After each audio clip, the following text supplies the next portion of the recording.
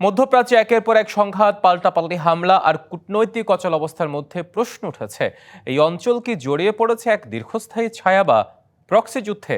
সরাসরি যুদ্ধ নয়, কিন্তু আড়ালে চলছে শক্তির লড়াই। এই পরিস্থিতি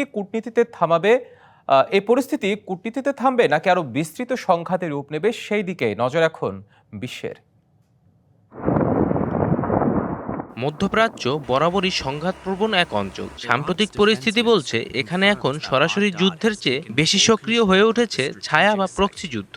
একদিকে ইরান, অন্যদিকে যুক্তরাষ্ট্র ও তার মিত্র ইসরায়েল। এই শক্তিগুলো সরাসরি মুখোমুখি না হয়ে নিজ নিজ স্বার্থ রক্ষায় ব্যবহার করছে পরোক্ষ সশস্ত্র গোষ্ঠী। লেবাননে হিজবুল্লাহ, ইয়েমেনে হুতি বিদ্রোহী, ইরাক ও সিরিয়ার বিভিন্ন বাহিনী এই প্রক্সি যুদ্ধের অংশ। এই গোষ্ঠীগুলোর মাধ্যমে আঞ্চলিক ও বৈশ্বিক শক্তিগুলো নিজেদের প্রভাব বিস্তার করছে, সুকৌশলে এড়িয়ে যাচ্ছে সরাসরি যুদ্ধের দায়।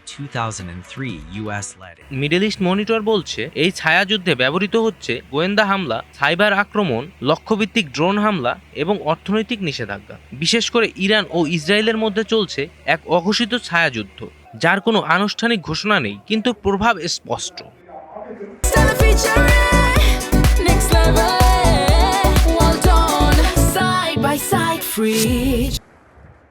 গাজা যুদ্ধ এই প্রক্সি সংঘাতকে আরও জটিল করে তুলেছে। যুক্তরাষ্ট্র প্রকাশ্যে ইসরায়েলের পাশে, আর ইরান পরোক্ষভাবে ফিলিস্তিন ও মিত্র গোষ্ঠীগুলোর প্রতি সমর্থন জোরদার করছে। পুরো মধ্যপ্রাচ্য এখন একটি অস্থির ও ঝুঁকিপূর্ণ পরিস্থিতির মধ্যে রয়েছে। বিশ্লেষকদের মতে এই প্রক্সি যুদ্ধ এখনই থামার কোনো লক্ষণ নেই। সরাসরি যুদ্ধ এড়িয়ে দীর্ঘমেয়াদী অস্থিরতা বাড়ছে পুরো অঞ্চলে। জয় রায়, ডিবিসি নিউজ ডেস্ক।